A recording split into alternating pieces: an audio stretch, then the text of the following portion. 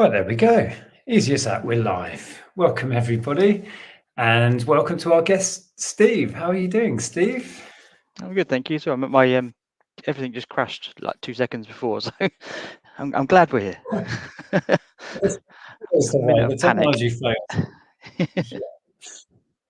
No, good to see you again, because we briefly chatted at the Open, didn't we? Yes, we did very briefly. Yeah, it was just a bit of a manic day, well, especially for you guys, obviously. But It was I, proper full on for everybody, yeah, and yes, us, I guess, because You were saying to me, what did we actually do? We didn't go into any of the sessions or anything, but we were busy all day, and I think it was just talking to people. yeah, it was whenever I saw full on. you guys, you were always with a crowd of people. So yeah, it's just. Did you get much out of the Open? Was it worth you going up? I don't think so, really. The main thing was a bit of interaction with other people like yourselves, and a few people I've sort of met through Insta or YouTube that I got to say hello to and have a bit of a chat with. But in terms of the actual eBay stuff, not really. There was a few. I had like a workshop of my shop, so the guy just sort of sat down and had a look at it, and there was a couple of bits that were helpful-ish, but yeah, apart from that, I don't think it was that good. He kind of looked at it and sort of was like, "Oh yeah, I think you're doing everything okay." I was like, "Oh, thanks." I have watched a couple of other people's videos where they've shown inside some of the kind of seminars and stuff, and they look quite interesting, but I don't think we missed a great deal, I'll be honest. No. The clothing one looked interesting when it all kicked off. Oh yeah, I was gutted I missed that. I didn't hear about it until like I saw it on Instagram after. That would have been fun. Anyway, let me say a quick hello. Whilst people are joining us, numbers are going up. We've got 133. Welcome, everybody, so far. We'll say a few hellos, and then we're going to chat about selling books, because whether you like it or not, you're an expert now. As I was just I am total expert. But before we crack on, we'll say some hellos. First in was Leanne. Now, Leanne was up at Birmingham as well. We did say a quick hello. And you received your 20-year award, I hear. Yes. Yeah. We've got Chris, who is also with us up at Birmingham. Laurel, Pete. Hello, Pete. So a few more. Hi, Mark. Ali's Animal Antics. Welcome. And there's the lovely Anne is with us. Good evening, everyone. Hope you're keeping dry. Well, it attempted raining a few times today, didn't it? Yeah, it did rain a little bit, but not much. Yeah. Jennifer and Ross, who was also at the Open. Jake. Yes, I had a good chat with Ross. Yeah, he's a lovely chap. We're hoping to get him on soon to have one of these chats, which will be interesting. Fluffy Muffin. Oh, there's Phil. Good to see you. All right, let's whiz down. Porky. Is Porky with us? I didn't see. Oh, yeah. Hello. Matthew, hello. Looking forward to this one. Been subbed to Steve for a while. Yeah. Okay. And Flipper Lee. Sorry about that. Right, I'm going to whiz down unless there's anything. Ross is saying, I watched the GSPR seminar back because I missed the start. That didn't really teach me anything. Yeah, we're going to make a video once we've confirmed some stuff about that. It's an interesting one. Yeah, watch this space. Right, Raymond's in. Hi, Raymond. Right, we're down the bottom. Well, somebody just mentioned your YouTube channel. That's a good space to start, a place to start. So, yeah. So how long have you been on YouTube now? I knew this question would come up because I can't remember. I think it's about 2.5 years, something like that. I think, yeah. It feels like that's about right. Okay. Yeah, it's good. I enjoy it. I sort of go through phases of sort of dropping off for a few months or so. But I've got into a habit of doing it as I'm doing my my picking orders. I tend to sort of try and film it there in my storage container. Then I know it's done and I can get it edited and out. Yeah. Sounds like you on a Monday. Yeah, for me, it's about having certain things in place. Otherwise, it's a lot of work to plan certain videos. So that's why I try and do picking orders videos. Yeah, same here. I've done a lot of car boot videos over the years, but I find them so time consuming to edit, because you just got like 3 or 4 hours of footage and you've got to try and whittle it down to a little section. I just in the end I leave it and leave it and leave it, and then about a month later I think, okay, I should probably do that. Yeah, it can be a lot of work, and sometimes for little reward, but they do well. But it, like you say, it's a lot of effort.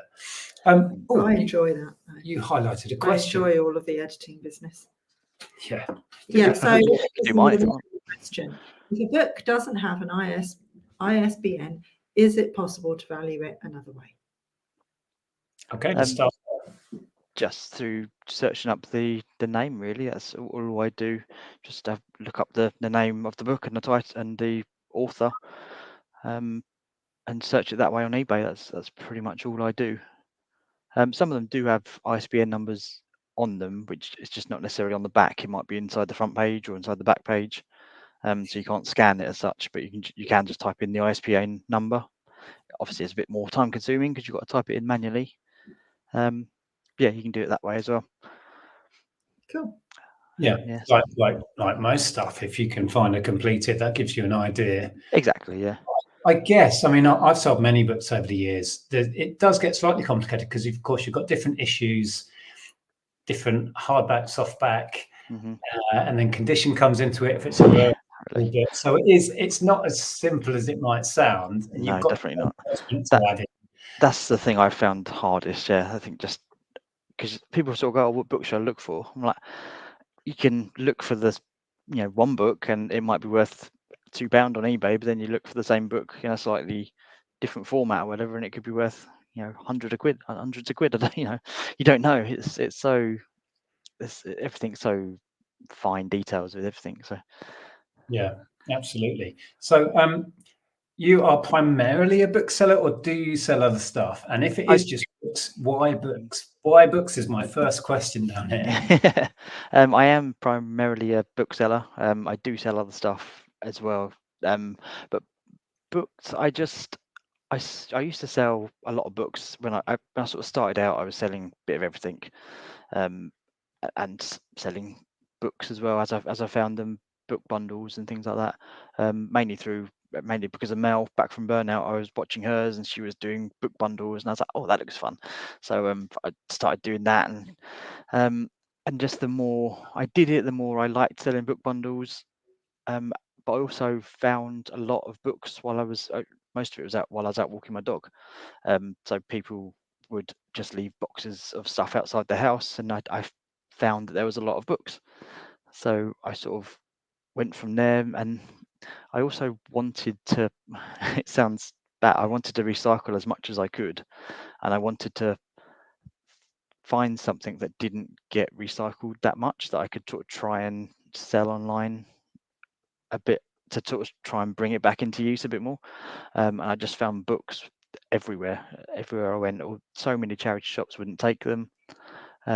So I just was like, right, that's it. I'm just going to knuckle down and just concentrate on books and see what I can do with it. And that's pretty much how I've sort of got to where I am now.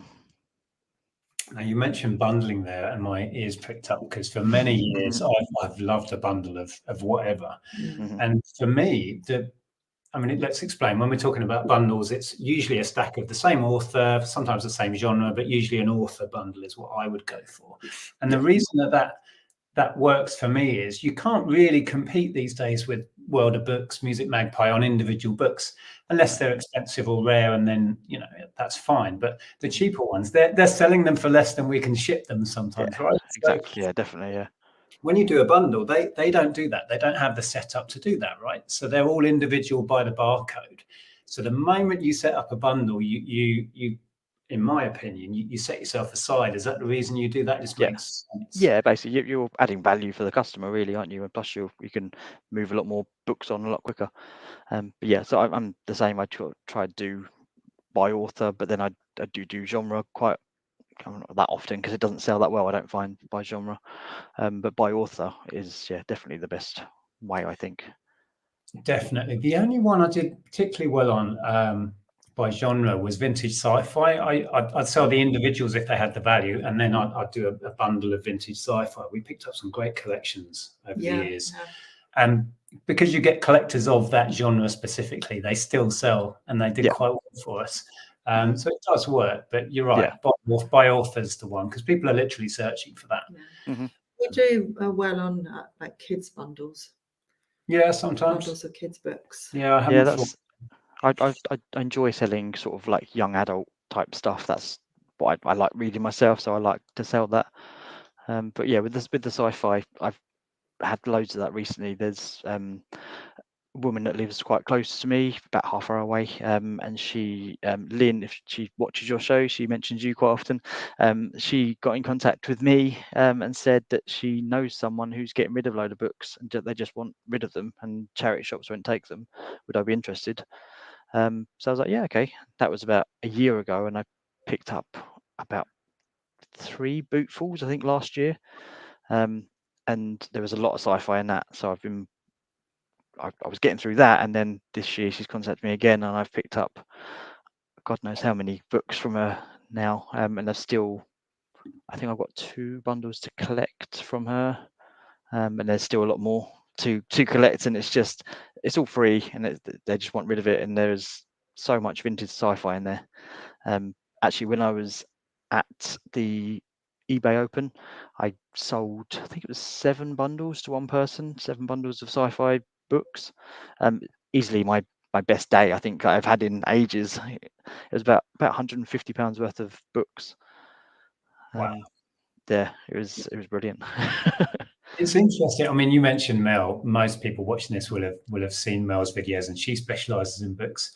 And it amazed me when she started just putting herself out there and saying, "I'll take away your books," and she was like inundated with offers of just, "How many books do you want? I've got loads." And it's mind blowing to me that people have got that stuff. I suppose they just want rid of it, and you're helping them out. But it's free stock. It's incredible. But that's exactly what I did. I put up so before Lynn got in contact with me, I put a notice up on my local Facebook group. It was only my local area. I didn't put it countrywide or whatever.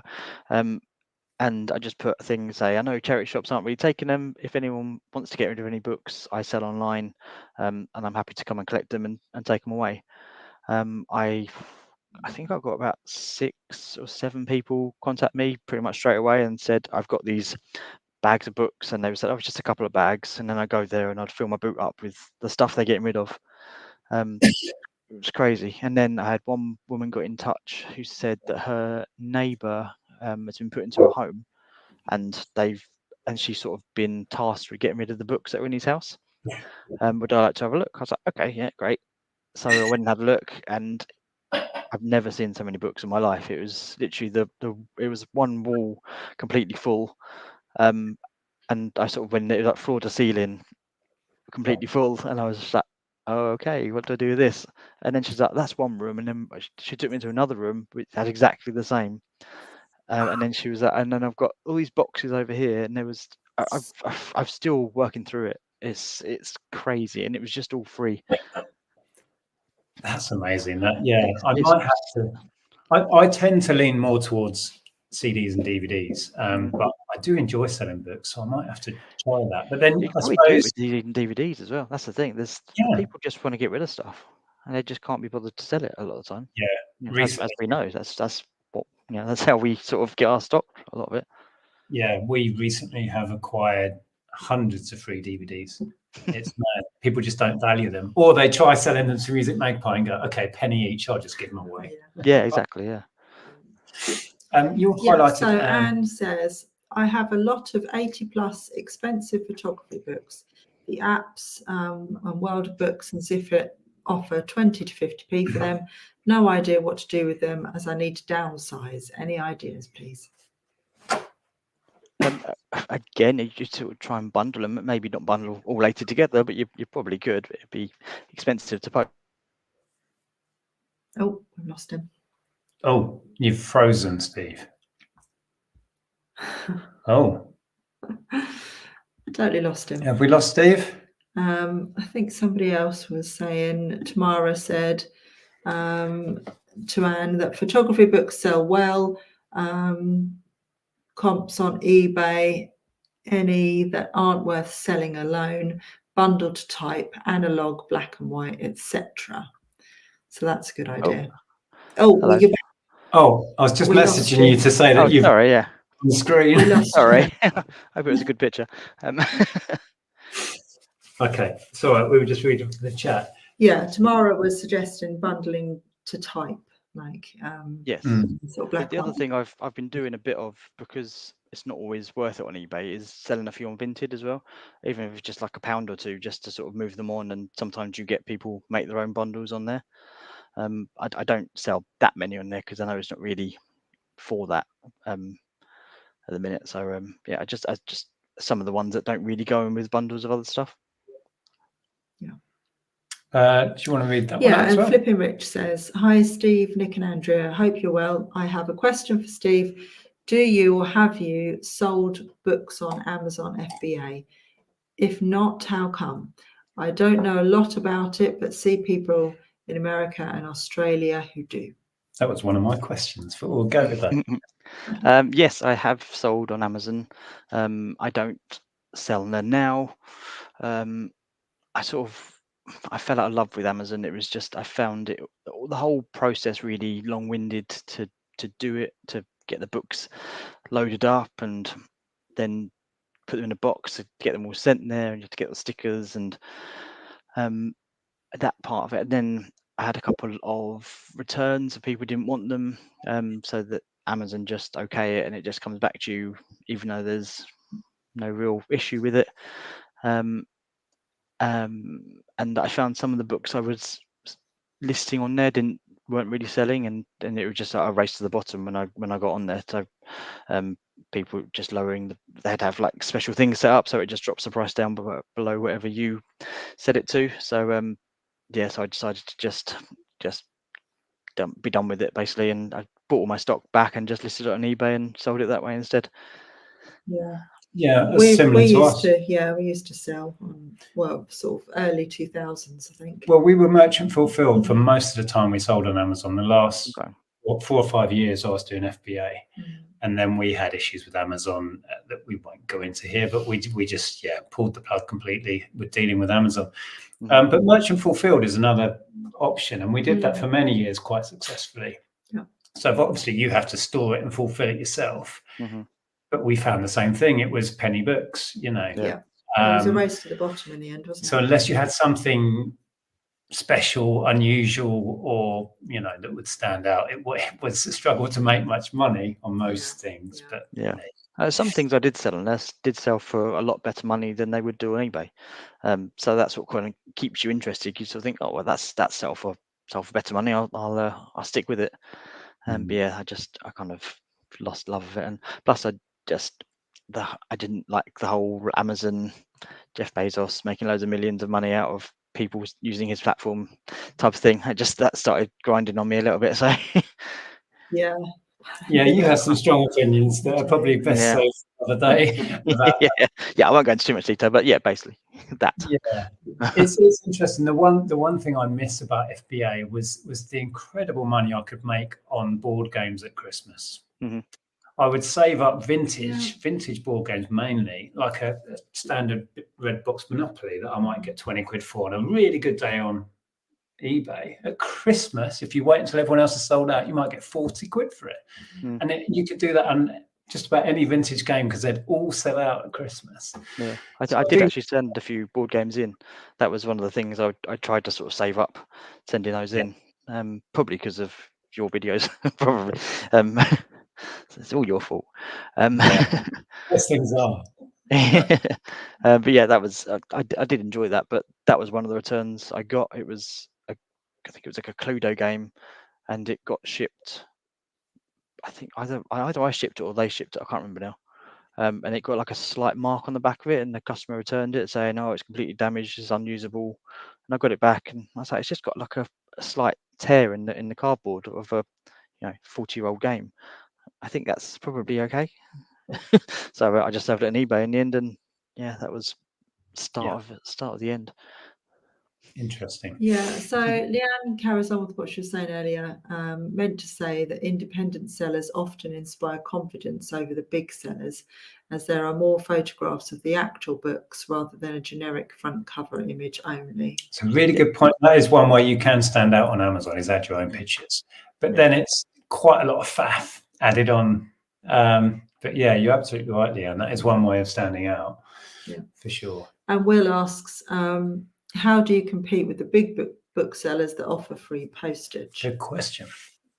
Just by bundling, basically. So I generally add postage to everything if it's a bundle.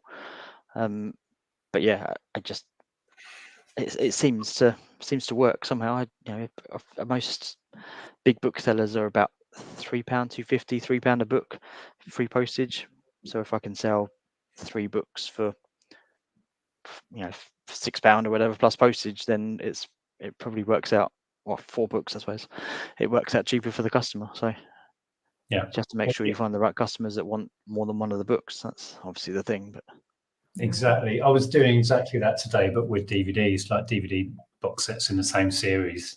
Yes, you can get them stupid cheap from Magpie, but if I can sell four for 10 or 12 quid, I still make money on it. Yeah. And yeah, it makes you stand out. One sale, it's quick and it's easy, and yeah, I love it. Yeah, same here. Sense to me. Natalie has a question. Do you have any problems with books smelling of cigarette smoke? And if so, what do you do?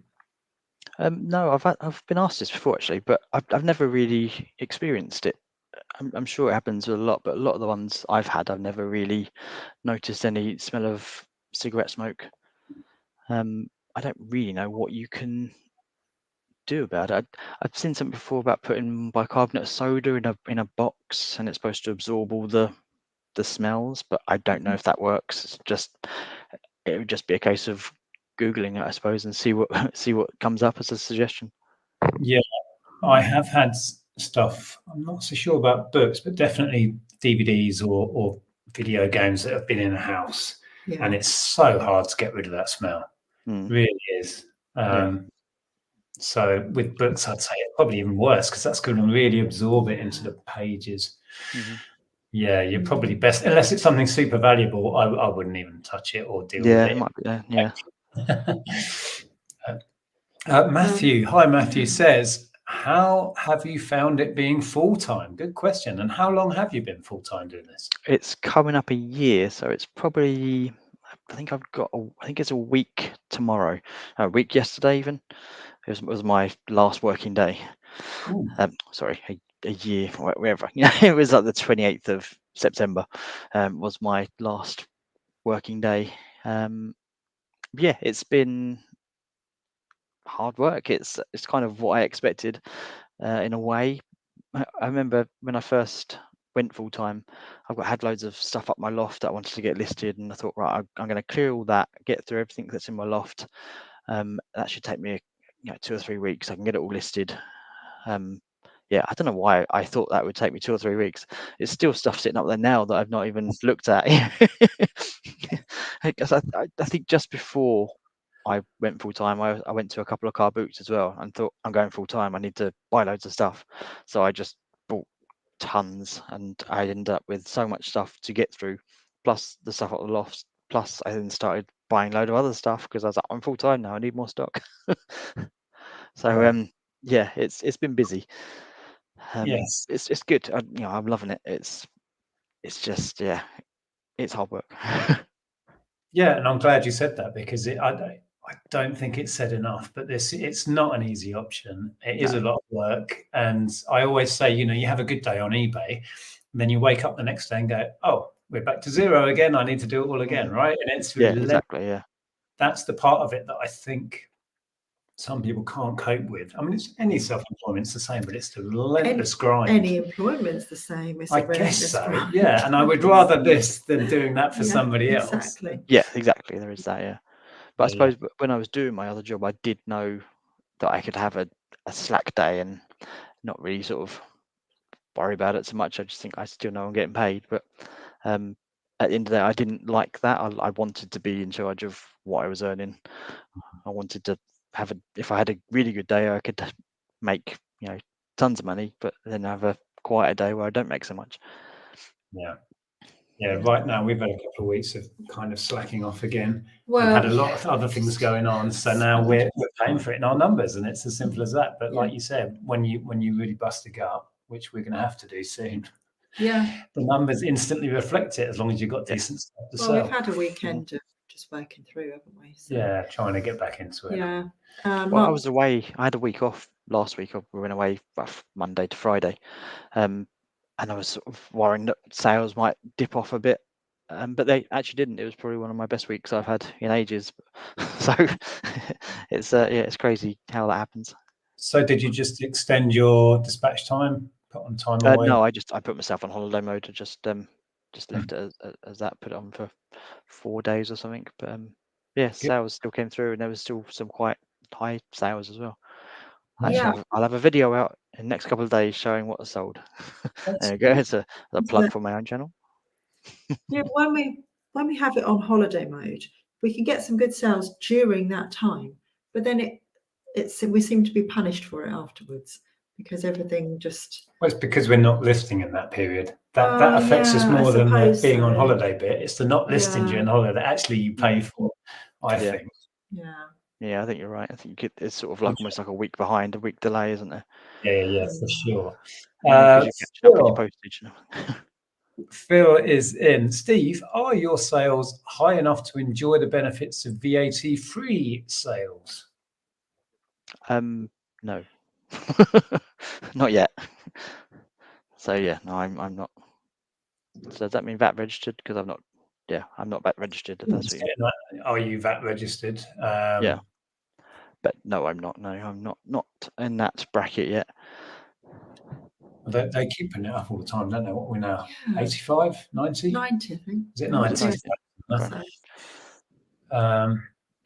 We've got some tips about the old smoky smell. You can get the smell out of some things by sticking them in the freezer. See, I've heard this. Really? That seems I've not heard that before. Not sure how it would work with books. Well, you'd have frozen books. It works with clothes. Wasn't that in Friends? In Friends? In Friends, when Joey gets scared of the book, he puts it in the freezer. I don't remember that. No. Excellent. Okay. Let me see what other things we've got down here. Most of this we've covered already, incredibly. I was going to talk about storage. You mentioned a storage container. So is that where all of your stock resides, or does it creep into the house as well? It creeps into the house as well. Much to my girlfriend's delight.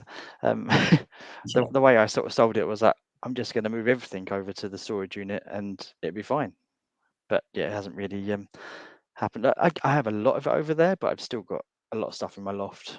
I've still got my room where I used to keep all my stock. I've still got a lot of stuff in there which is to be listed / to be sorted, to be done something with. But the majority of it is there. But because I picked up all those books for free, that has filled like half of my container, at least half of it, because that was pretty much the reason I got it. I was sort of starting to outgrow my house anyway, and I needed something. Then I knew I had all these books coming. So I was looking around to try and find a garage or something close, because I just haven't, in our area there's not much at all. And I found this shipping container that people were renting out. So I got that and pretty much just moved all the books that I picked up for free into the storage container, and filled up half of it. So I'm still working through them. Have you found? I've not had a storage container unit. Have you had an issue with any condensation on that? Because I've heard with those metal ones that can be problematic.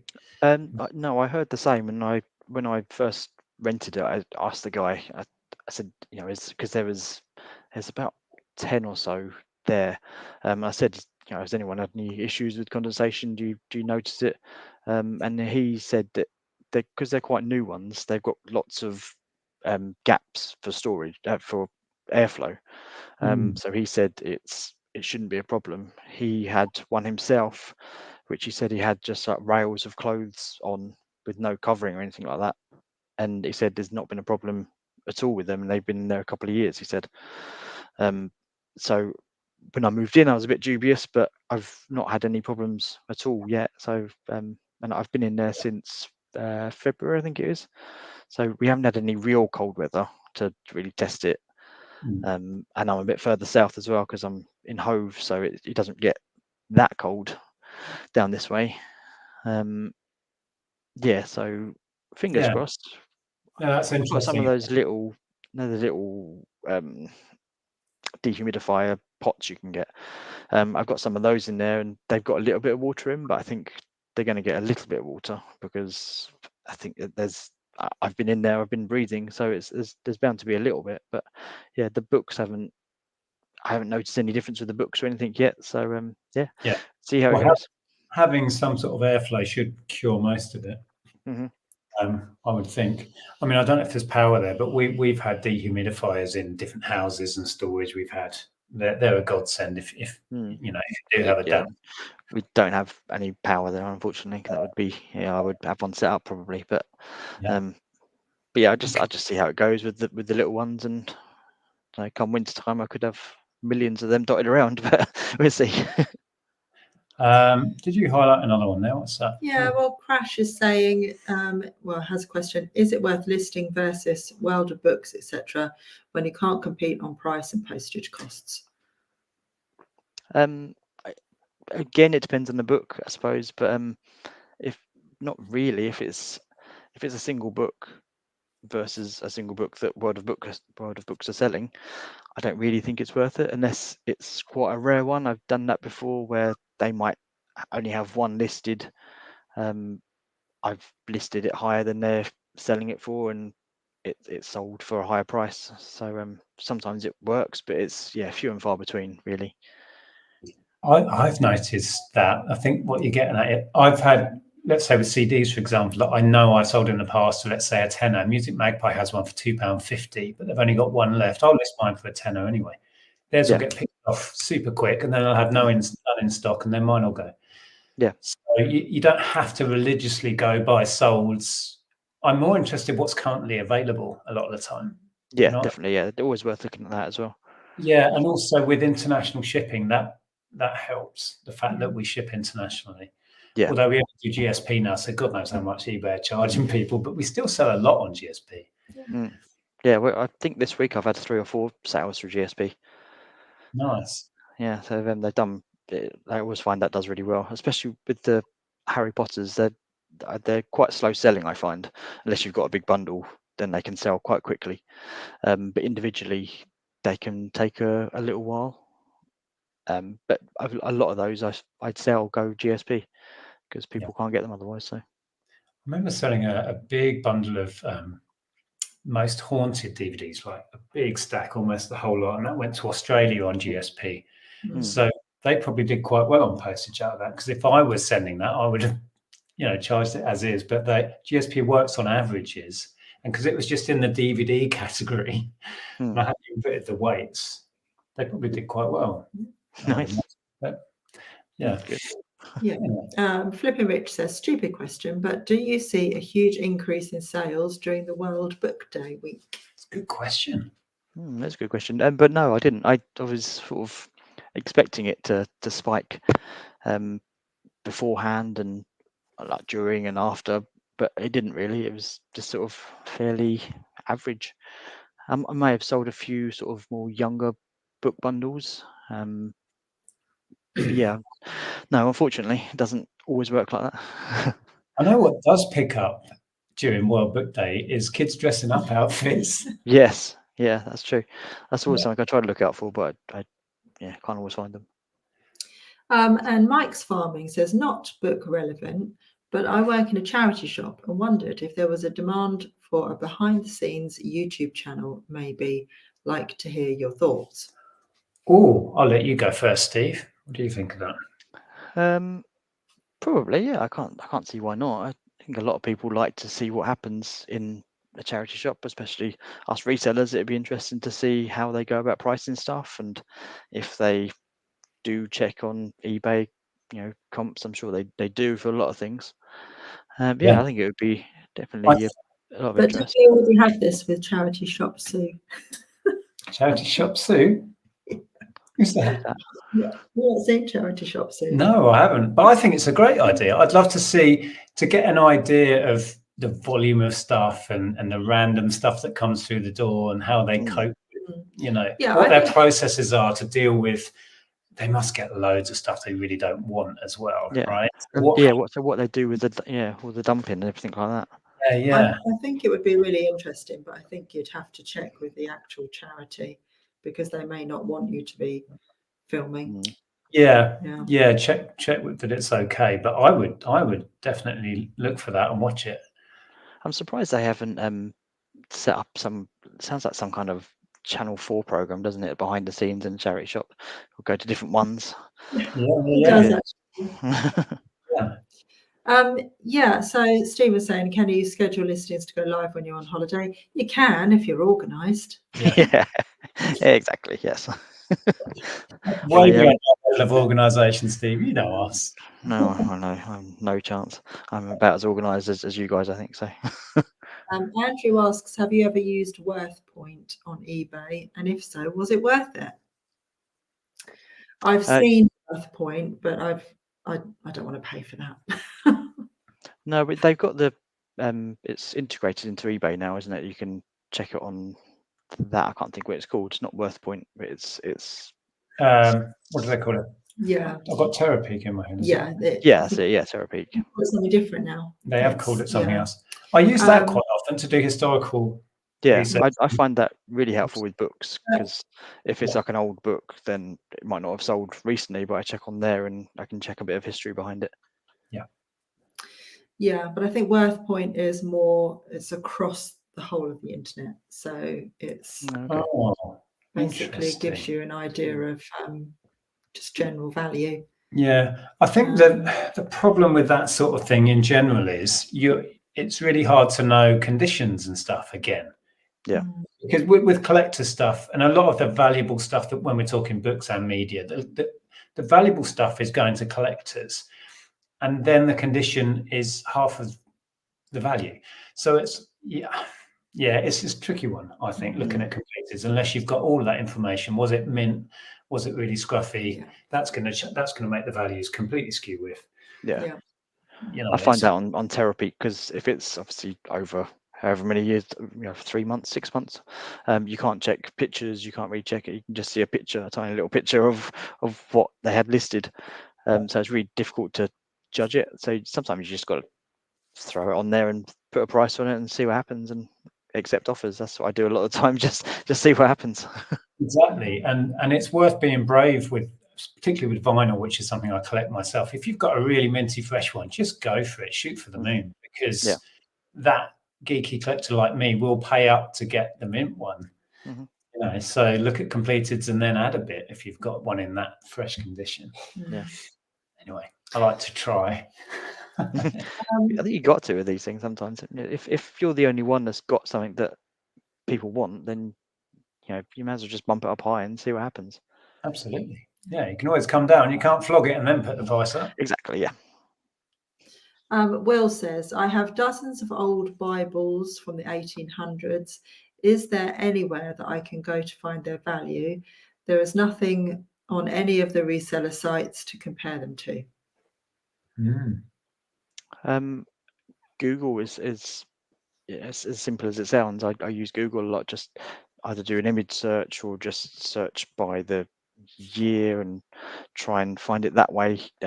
It's if you literally can't find it anywhere, then I don't know. You can all you can do is just throw it up with a price that you are happy to accept and see how it goes. I wonder if auction houses would be able to help. Yeah, that might even be a good better idea. Book person, maybe an auction house. Yeah. Oh, Tom's in. Yeah. What's Tom saying there? Question for Steve. Your video views are amazing week 1. No, well done. I think that's meant to say. Oh, week done. What do you think is the key to your success? There you go. I wouldn't say they're amazing. That's Tom's being overly generous there. I just I try to be consistent now. Say there was a time when I wasn't quite as consistent, but now I try to list one video a week, and I try to be as honest in my videos as possible. So I go through the ups and downs. So sometimes I just do a video and just say, I don't really feel like doing this today, but here we are. I'm doing it anyway because it needs to be done, and there it is. Yeah. I have times that say I don't feel like it. Sometimes I'm really in the mood, and I'm like, right, that's it. I'm gonna list tons of stuff today and be in a great mood all day. I think So there's a lot to be said for just being relatable and saying it as it is. And some of my videos that do quite well, it's just, I don't know what I'm going to do today. So I pick up the phone and just start waffling and talking about whatever it is I'm doing. And before long, I've got a half-hour long video, and they do really well. Just chatting about the realities of this weird little world we inhabit of buying and selling on the internet. And yeah, definitely. Yeah. No, I find the same. I try to stick to a point, but there's so many times I just meander off into chatting about other stuff and just, oh, by the way, I've got this, and then I sort of show this or whatever. It's just, I am me. That's all it is. I highlighted this. It's a good point about VAT that books are not VAT eligible, are they? Which I completely forgot when it came up before. Oh So no. potentially, if you hit VAT, you could claim back, but you wouldn't have to be no. Yeah, so you could claim VAT on all of your business expenses, but you wouldn't have to be charging on your product. Okay, I did not know that. I should It's really speak to an accountant. yeah. Oh, God. When we were VAT registered for like 10 odd years, it was a minefield because we were selling some stuff that was zero rated in the shop.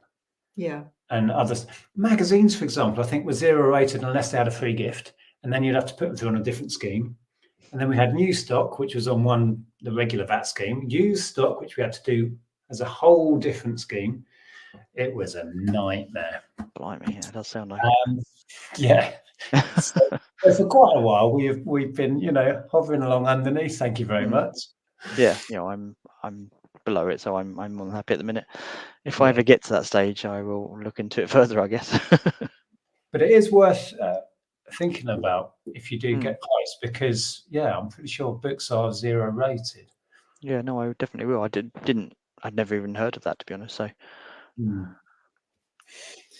Matthew says, would you ever sell low or no value books to one of the online book buyers just to clear a bit of stock? I should. I'm really stubborn when it comes to that because I think if I can sell it to them, they're obviously making money on it. Therefore, I can probably make money on it as well. So I I just hoard it instead and create it into a bundle of some sort and sell it on that way, or I'd list it on Vinted or something. So that's what I've been doing with a few of them. If they've got if they sometimes Word of Books might pay you 50p, and that's quite a good.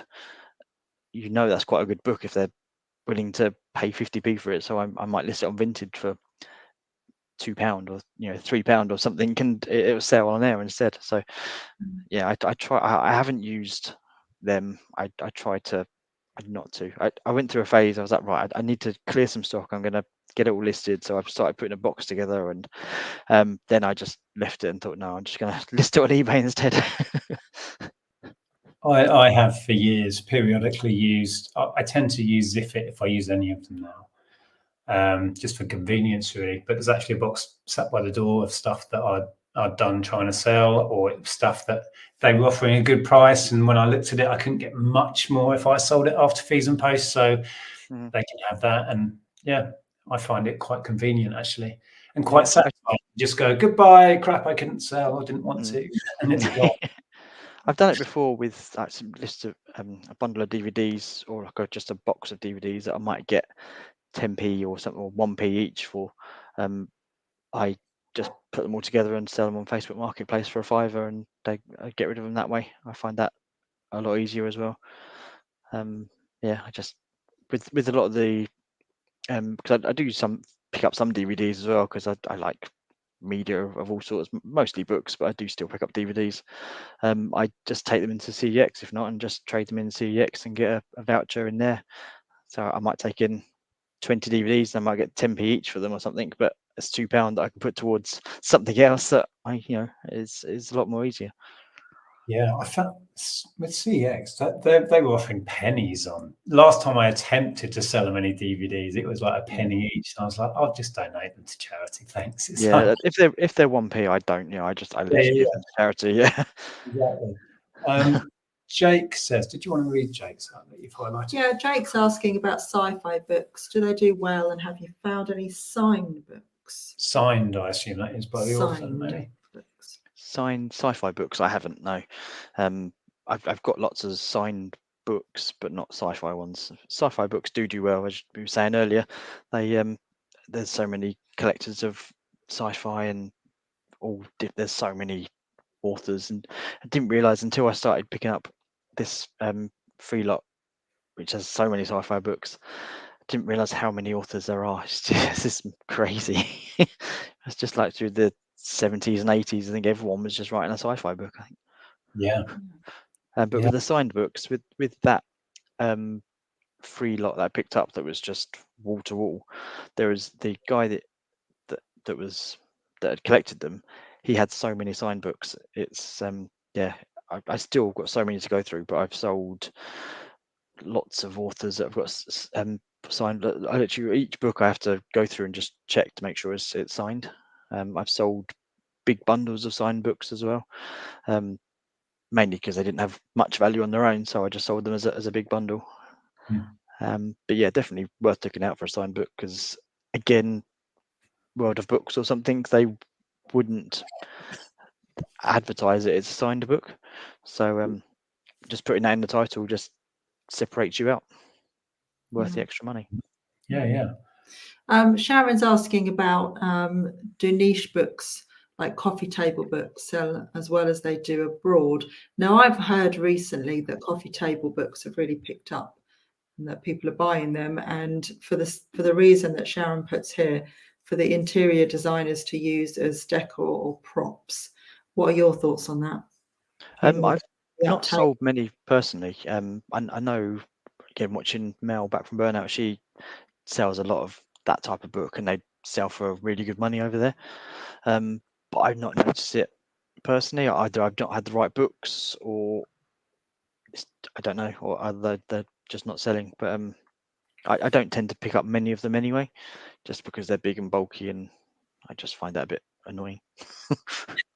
Yeah, we've picked up some that we've ended up keeping for ourselves, like interiors ones, and I've looked them up out of interest, and there wasn't much in it. I mean, when the book weighs 2 kilos as well, it's like that really limits what you can do with it. But again, I've sold a few, but yeah, it's just what the demand is. Exactly, yeah. Everything's different, and it's like you could have 2 books that are both coffee table books, and they look exactly the same, but one could be worth 50 quid, one could be worth 2 quid. It's really difficult to sort of say what is worth money and what isn't. Sharon also asks if you can sell ex-library books. What was that? I missed that. Oh, there. Sorry. Yeah, you can do. Yeah, just have to mark them as ex-library books. I've sold tons, and sometimes if they're not in great condition, I will put them in a bundle with something else. And but I just I try to put a note in there to say this one is an ex-library book. But yeah, no problem with that at all. Sold books in the past, but started selling again, and very surprised how many I'm selling. That's Toran. I can't read that. Yeah, good to know. Yeah, I do want to do more books. Is that Kev? Is because I think every time we read that, we say we can't read it. I think that it might be Kev. I'm not sure. Oh, Kev, as in local Kev? Yes. Oh, maybe, I don't know. Hi, Antoinette. Jasper. That's an interesting comment, actually. Antoinette's answering tomorrow, saying, I worked near a charity shop years ago and was shocked at the waste at the rear of the shop. Yeah. Well, I'm planning on putting together a video which will touch on some of this. Yeah. I wasn't sure I was going to release it, but I think I will. I actually, I've got a charity shop which is about 5 minutes walk away from me, and last year they've got a bin next to the shop, but it's usually behind gates. And I walked past, and the gate was open, so I had a quick look in the bin as I was there, and I found a big box, a big bag full of Nerf guns that they'd just thrown away. Completely, nothing wrong with them at all. I Right. I grabbed them out, dragged them home, and I sold some of them individually, and the rest I just sold as a big bundle. But I think I probably made about 50 quid off them easily. You know, they've just binned it. It's terrible. It really does annoy me. Yeah. Well, that gives you an insight into what our video might be about. But it's blown my mind. Yeah, but hopefully the video will be sorted soon. Yeah, so Jasper says, what do you do with older pre-ISBN books? Do you find they sell well, or are they difficult to shift? Some and some, really. Is yeah, as with everything, it's some of them sell well, as long as you make sure you put the title and the author, and I try to put the year that is actually written. If it's the first edition, for instance, that's another video someone's asked me to do, how you work out if it's a first edition or whatever. So I'm going to try and put that together soon as well. Yeah, because that question comes up. Do you think it's fair to say, I've said this about media recently, that these days, I think it's a fair statement to say most media is not worth messing about with. You have to know what you're looking for and be selective. And obviously you've had a lot more experience than most already.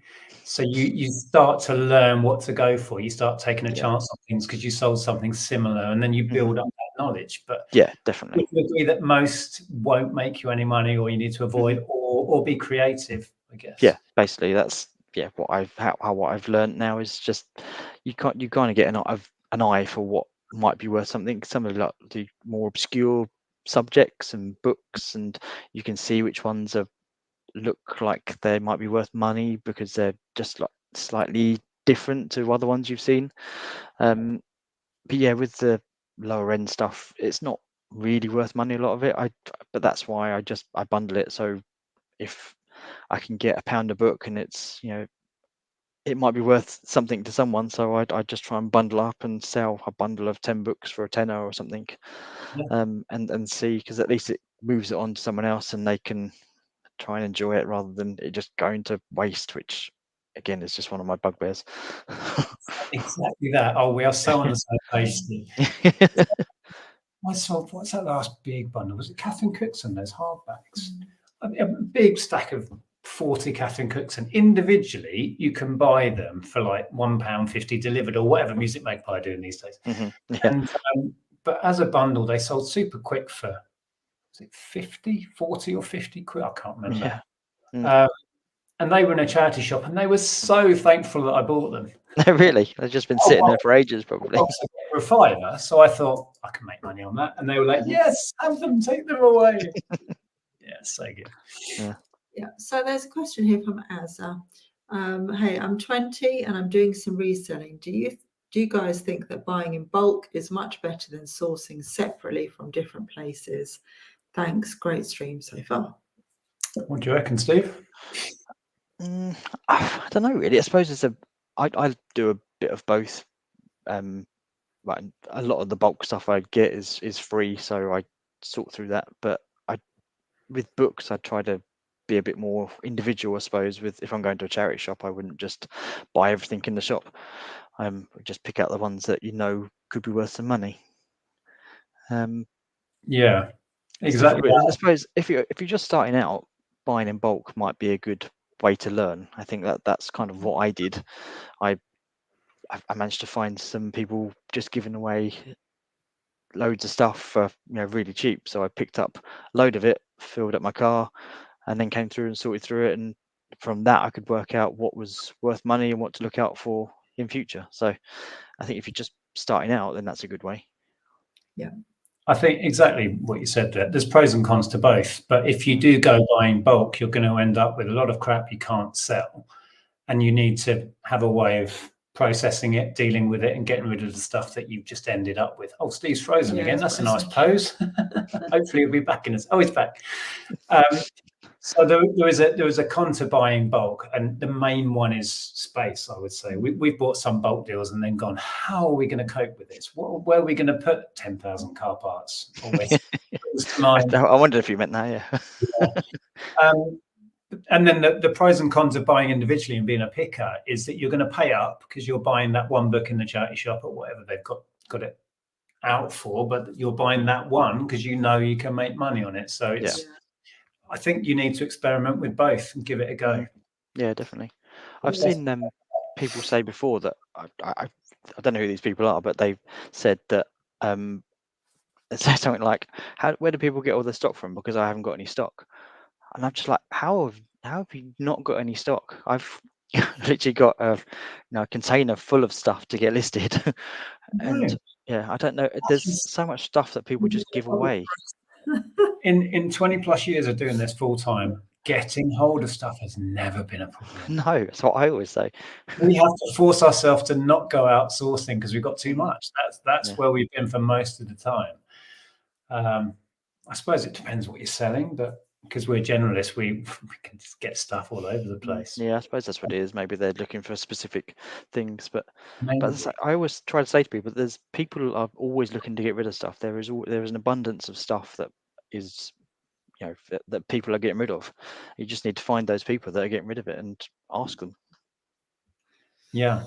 Tamara, hi. People tell me books are dead. I don't bother to argue, just smile sweetly. Otherwise, it takes out time from selling books. Wow. Very true. Yeah.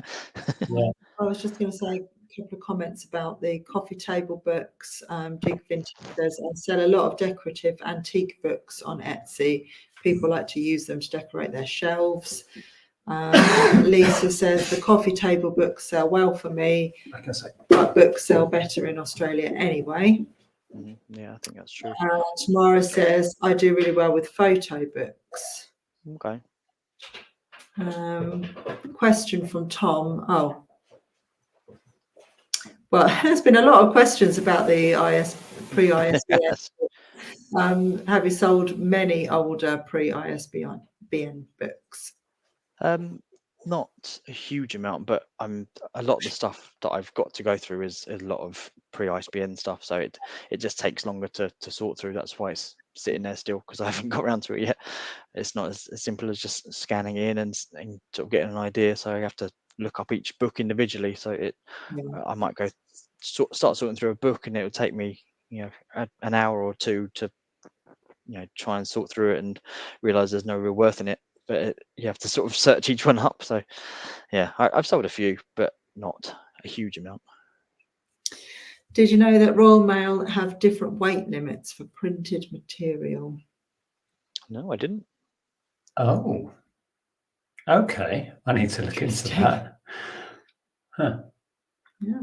What's Tom saying? The only books I seem to sell these days in the UK is non-fiction. Interesting. Well, I'm trying to think. Yeah, most of the fiction stuff I will sell it as a big bundle. Yeah. That's generally the only time I'm buying books now. I'll be at a boot sale and someone's got a stack of whoever, Lee Child or whatever. And it's like, instant. All right, there you go. That's kind of the only way I do it these days. Oh, we've lost. Oh, I'm back. Yeah, he's back. Stephen says, this may have been asked before, but how do you theme your bundles? Mostly by author. I find that just easiest. So if you're out and about and you see an author, have I stalled again? No, you're all okay. right.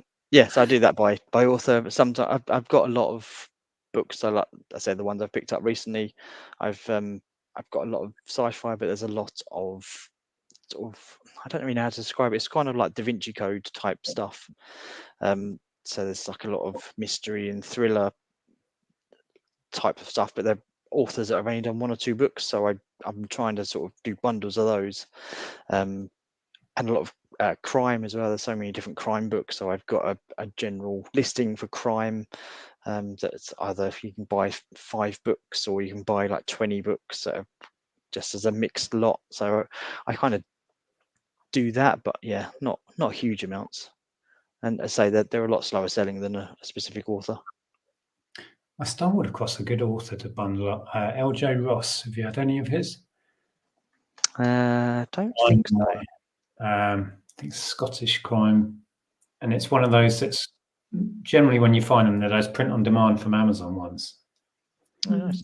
I got good money. Anyway, let me read out a few comments. Leanne says, I only pay 20p per book at a local charity shop or jumble sales, or get them for free, and every so often find a really good 30 to 50 pound book, but have built up my knowledge that way and donate books back. Yeah, there's no shortcut to knowledge. No. We all get this a lot because we're on social media. What do I look for? It's like, wow, how long have you got? Right. So it's just, there's nothing beats jumping in, having a go.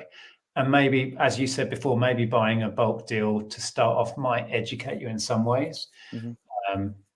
Yeah. I'm definitely finding, like, with all these free books that I picked up, I'm learning so much, and so many authors that I would never have heard of before. So it's just, nice to have that knowledge. Steve, and that's still 69 says, I'm sure Steve already knows, but the Sally Army shop on Sackville Road have a few crates of books at the front selling for, I didn't actually know, because I've been away for a week, so I'm guessing that's quite recent. But I'm going there tomorrow actually, so I will have a look. It's we live. I see his posts on Instagram, and there's things that he's bought that I've seen in charity shops that I've left, and probably vice versa. So I'm like, oh damn, I should have got that. we go to a lot of the same charity shops in the area, which is quite nice. I had I've never met him. I don't know. I don't know what he actually looks like. So if you see me, say hi. Yeah. Well, we've not met in person, but we've chatted a lot online. We've chatted online quite a lot. Yeah. He's a lovely guy. This is a good question. Do you read much yourself? Are you reading? I am, yeah. So I don't read as much as I would like, but especially this year, I've really been pushing myself to read a lot more, and because I've been getting so many books as well. My bookshelf is very quickly filling up, my personal bookshelf. But yeah, I've really been pushing myself this year to to get through as many as I can. So I think I've probably read about 9. I'll try to sort of read one a month. So it's not like huge. Some people read that in a month. Read 9 or 10 books in a month, but I'm not that. I'm not that quick. So I sort of read 9 or so. You're quite a slow reader. I've started listening to audiobooks. That's something I've thought about doing actually. And sometimes, like if I have an audiobook, or because we have Spotify, so they do audiobooks now. So if I listen to a book that I have on the go, then I can get through it quicker, because I can listen to it while I'm cooking or something, and then read it when I've got a bit of time. So do both. That's a good idea. Donna, hi. Sorry I'm late. I watched on playback. Got back from Mallorca on Thursday. Still in holiday mode. Oh, that sounds awesome. Very nice. Right, we are at the bottom, and believe it or not, there from we're well over an hour already. Yeah. Would you guys say that you make more when you bundle your books, as in you sell them quicker than the more expensive ones, if that makes sense? Don't know. It probably it's probably quicker turnaround than selling individually, and obviously then you've got the big bulk of money coming in, rather than having to wait for all the individual prices to come in, and there's less packaging as well. If I'm understanding that question right, for me, I don't do masses of books like Steve does, but bundles are ideal because they sell quick, whereas an expensive book might sit on the shelf for a year. Because it's expensive for a reason, because it's niche or unusual or something. Yeah. So for me, bundling's best in both ways, because the turnover is quick and the money's generally pretty good. So yeah. So we have been on for over an hour. It always flies by. It's mad, isn't it? It really does, yeah. So what we like to do, you're probably aware, is we end on some words of wisdom from our wonderful viewers. We've still got nearly 200 in, so if you have any words of wisdom, they can be book related if you like, but they don't have to be. We'll read out a bunch, and Steve can pick a favourite, and that's how we like to wrap up. So we'll carry on chatting for a minute and let some words of wisdom come in. Oh, they're here already. Wow, that was quick. Look at that. Ready to go. There is nothing like looking if you want to find something. You certainly usually find something if you look, but it is not always quite the something you were after. Tolkien. That's a Tolkien quote. Wow. Okay. Interesting. Book related as well. That's very clever. Okay. He's done his homework, hasn't Tamara's in with one. A good accountant is worth their weight in what they save you. he? Yeah, I think that's. Yeah. I think I've been telling myself for ages, but I still haven't done it. We did have an accountant for the early years of when we had retail units, and then I just learned it all myself. And then when we registered for that, we had an accountant at that point. And then I learned all of that because I'm just cheap. I'd rather do it myself.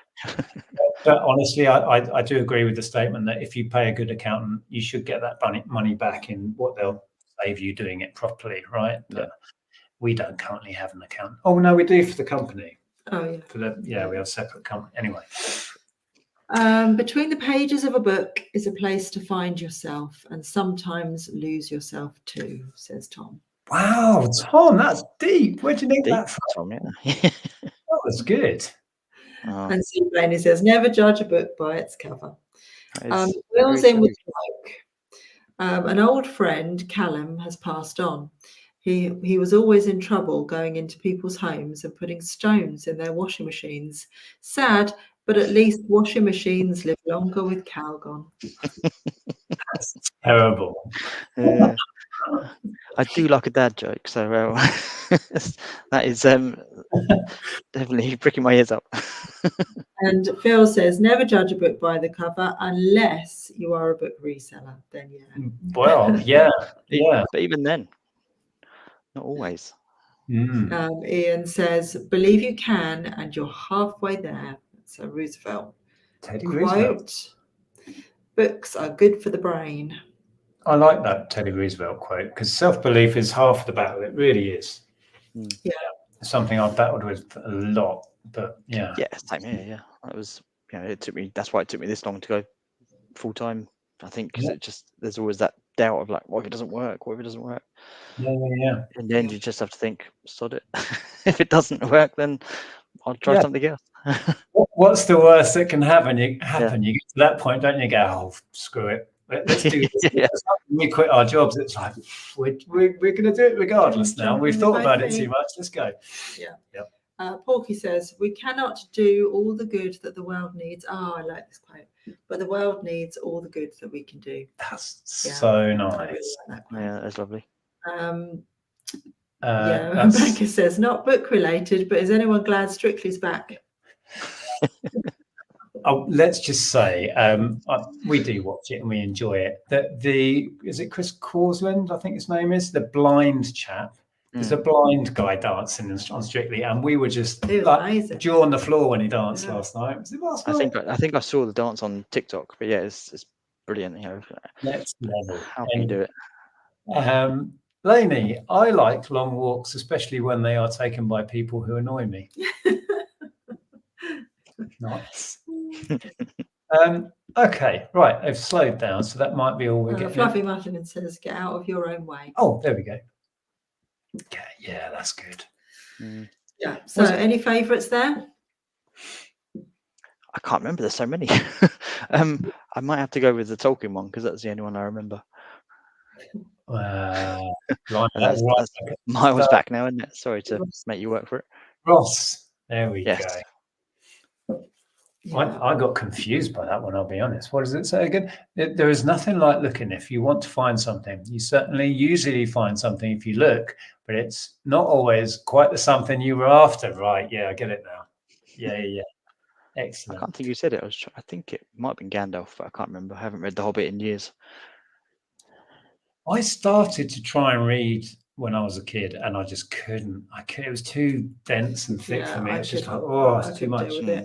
I bought the book as a present one year, and I couldn't. Famous Five was more my level. That's pretty much where I'm up to now. I've read 9 of them this year. Wow. Yeah. No, I haven't. So there we go. Thank you so much, Steve. Really enjoyed that. I hope you did. Thank you. And me too. And I have put the link for your Insta and YouTube below. So if everyone can go over and check Steve out and sub and follow and all that good stuff, what can we expect from your YouTube coming up then? More of the same? Yeah, I don't try to mix it up too much. It's pretty much just me and my unit showing you what is sold and what I'm up to and what my plans are going forward, and that's about it really. Yeah, I've got tons of plans of things I want to try and do in the future, but it's just whether I'll ever get around to it.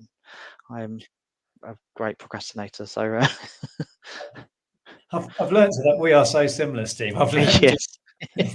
Having watched a lot of your videos, I've a lot of time I'm like, yes, that sounds exactly like me. Yeah, exactly. No, that was an absolute pleasure, and I hope everybody watching has enjoyed it. Please go and give Steve some support on the socials. Please stroke the like button gently as you leave. He only says that to annoy me. And we will be back soon. Speaking of Ross, I need to speak to you and we'll sort out a date that works. I can't remember what we last said, but we will get Ross on soon. Yeah, thanks for joining us. And once more, thanks, Steve, for your time. We appreciate it. Thank you. Cheers. Bye, everybody. Bye. See you. Okay.